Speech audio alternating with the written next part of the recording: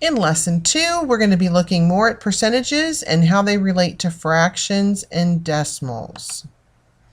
So if you have a percent and you're changing it to a fraction, you simply remove that percent sign, write the number that's there as a numerator, and put the denominator as 100. If possible, you would reduce it. So again, that would be if you had 8%, you would move the percent sign and take the 8 and put it as your numerator, put the 100 as your denominator, and reduce it. If you have a fraction and you're changing it to a percentage, then you have two ways to change it.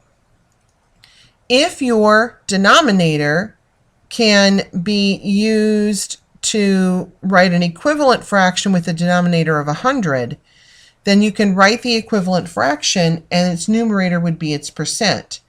The other way to, we'll look at an example too in just a moment.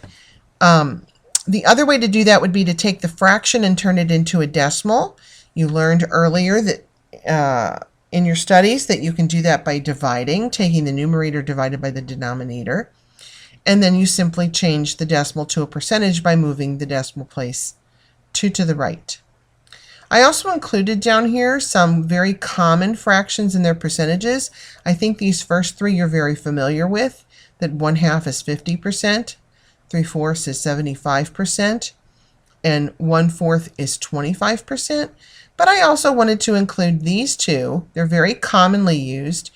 And if you would have divided them to change them into a percent, the fraction, you would have got a repeating number.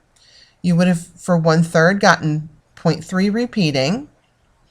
And because fractions are more accurate than decimals, that would be how you would write that as a percentage. Instead of 33.3 repeating percent, we write it as 33 1/3.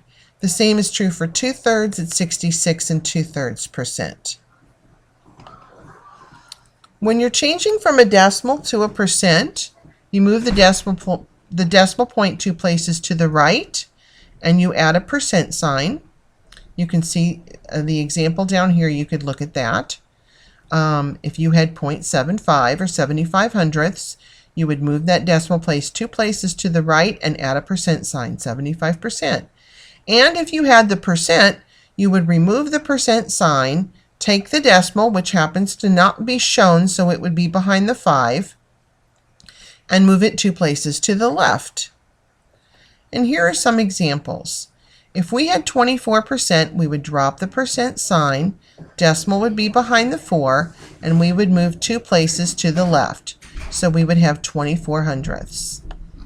If we had a decimal, 5 hundredths, you would take the decimal place, move it 2 times to the right, and add a percentage sign. So that would be 5%. If you have a fraction, you can either write it as an equivalent fraction with a denominator of 100 if that's possible. This would be times 10, so 2 times 10 is 20. Or you could take, and then of course whatever numerator is there would be your percent, so that would be 20%. And if you have a decimal, if you take 2/10 and turn it into a decimal by dividing, then you simply have to move your decimal place 2 to the right. Since you have an empty spot, you must fill that with a 0. So 20 and add your percent sign, 20%. All right, let's practice some of those.